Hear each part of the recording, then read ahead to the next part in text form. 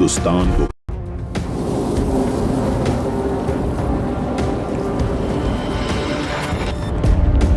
एक कोशिश, अनदेखे हिंदुस्तान को खोजने की कोशिश। मगर ये कोशिश जब कुदरत से टकराई तो इधर तूफान था, उधर हजारों फीट गहरी खाई।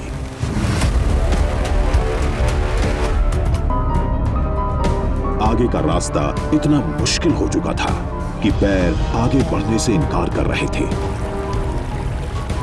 कहीं झरनों को चीर कर गुजरना था, कहीं बर्फीली चट्टानों को फांद कर बढ़ना था।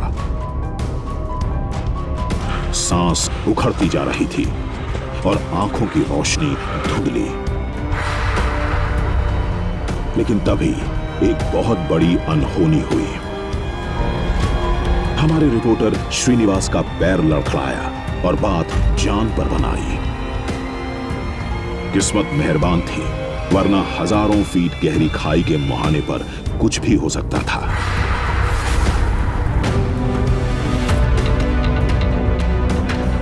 पूरी टीम खुशी से झूम रही थी क्योंकि अगली सुबह हम वहां पहुंचने वाले थे जहां पहुंचना अब तक नामुमकिन माना जाता रहा।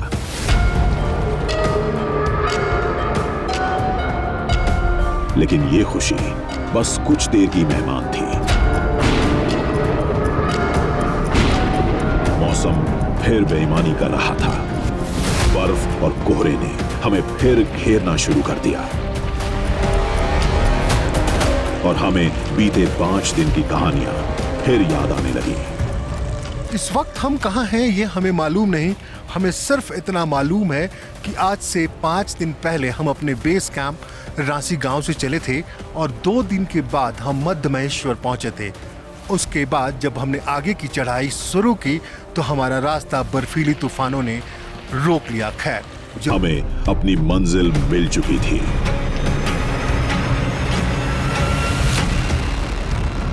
कुछ चट्टानों के बीच वाकई कुछ प्राचीन हथियार रखे थे।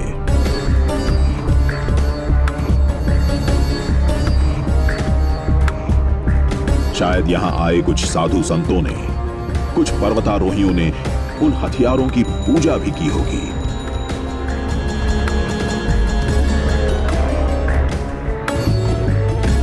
अलग अलग तरह की भारी भरकम तलवारें, फरसे, तीर कमान, बहुत कुछ था। ये बहुत ही वजन है, बहुत ही वजन है। ये पांडवों का हथियार है। ऐसा माना जाता है कि ये पांडव लोग यहाँ पर हथियार रखे हैं। ये हमने यहाँ पर पहुँच के दिखाने की कोशिश करी है। जैसे देख सकते हैं आप, यहाँ तक कोई कम ही लोग पहुँच पाते हैं।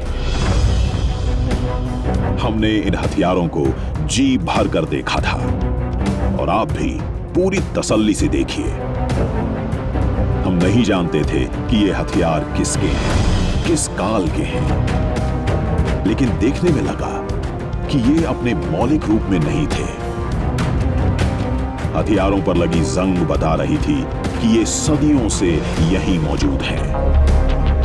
हथियारों की बनावट वैसी ही लग रही थी जैसी प्राचीन दंत कथाओं में बताई गई है। सोचा इन हथियारों का सच बाद में किसी पुरातत्व वैज्ञानिक से समझ लेंगे। फिलहाल हमारी सबसे बड़ी कामयाबी थी यहां तक पहुंचना, देश के एक अदृश्यम को दृश्यम बनाना।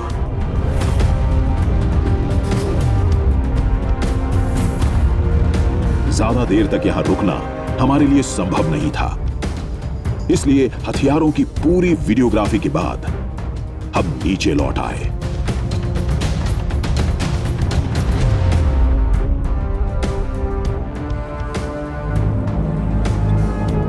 टीम के 2 सदस्यों की जख्मी हालत के बीच हमारे लिए 40 किलोमीटर का सफर तय करना मुश्किल था। राशन खत्म हो चुका था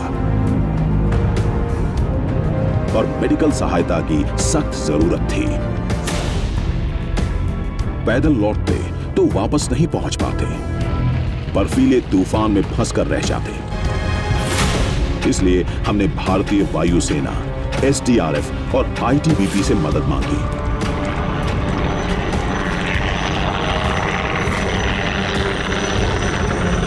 और मौसम साफ होते ही वायुसेना के जाबाज हमारे लिए फरिश्ता बनकर आ गए।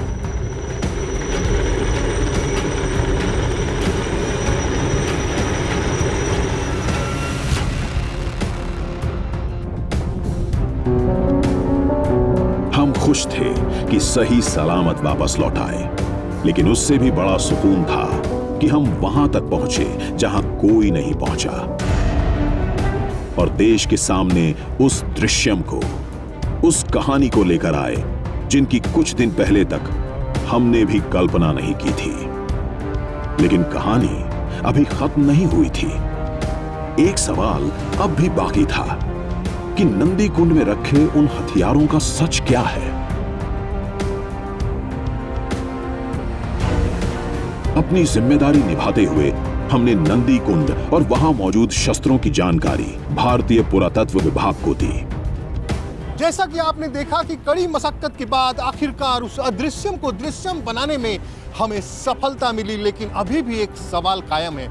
जैसा कि स्थानीय लोग सोचते हैं कि ये हथियार पांडवों के हैं, क्या पुरातत्व विज्ञानी भी ऐसा ही सोचते हैं या उनकी राय कुछ अलग है?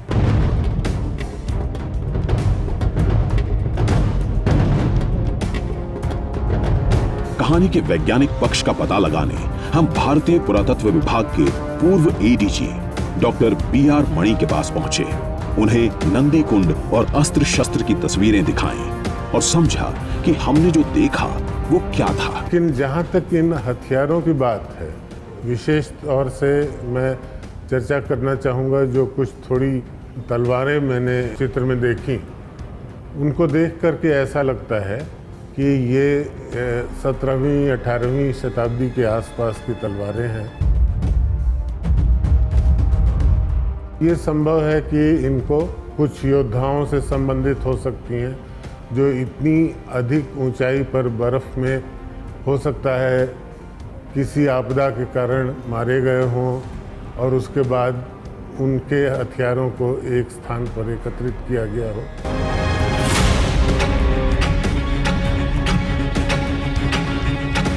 पाँच 5000 साल पुराने विशेष तौर से लोहे के हथियार नहीं हो सकते, क्योंकि लोहे का प्रचलन लगभग आज से 3000 या 3500 वर्ष पुराना ही है, लेकिन महाभारत का काल निश्चित रूप से 5000 वर्ष पूर्व का जाता है। और हथियारों की बनावट को देख करके, काफ़ी बड़ी तलवारें हैं, उनकी बनावट को देख करके ऐसा लगता है कि मध्यकाल की है।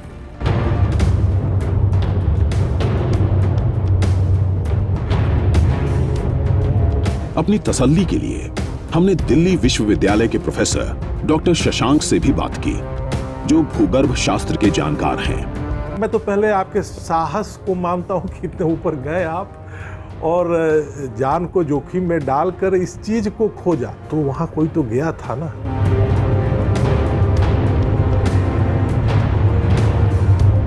हो सकता है यह पांडवों से रिलेटेड है, हो सकता है कि उस पगडंडी पर पांडव काल के बाद और राजाओं ने भी चला हो जिनकी हिंदू धर्म में आस्था हो।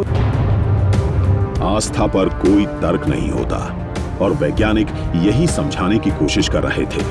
रही बात वैज्ञानिक पक्ष की, तो इतना जरूर बताया गया कि ये हथियार मध्यकाल के हैं, क्योंकि 5000 साल पहले लोहे के हथियार होना नामुमकिन है। 5000 साल की बात करें तो लोहा जो आयरन है वह तो नहीं टिक सकता है। अगर यह 5000 वर्ष टिका तो यह कोई बेहतरीन अलॉय है। तो या तो एक उत्तम साइंस था उस समय का, जो एक बेहतरीन अलॉय है जो इतने दिनों तक टिक गया। आयरन नहीं हो सकता है। हमारा मकसद किसी के विश्वास को चुनौती देना नहीं था। हम उस मिशन पर निकले थे कुछ ऐसा देखने जो दूर से दिखाई नहीं देता, एक ऐसे हिंदुस्तान को खोजने जो अब तक हिंदुस्तान की नजर से दूर है। ये जिद, ये कारवां जारी रहेगा, चुनौतियां फिर मिलेंगी। कहीं ज्यादा, कहीं कम, लेकिन खोज कर लाएंगे हम एक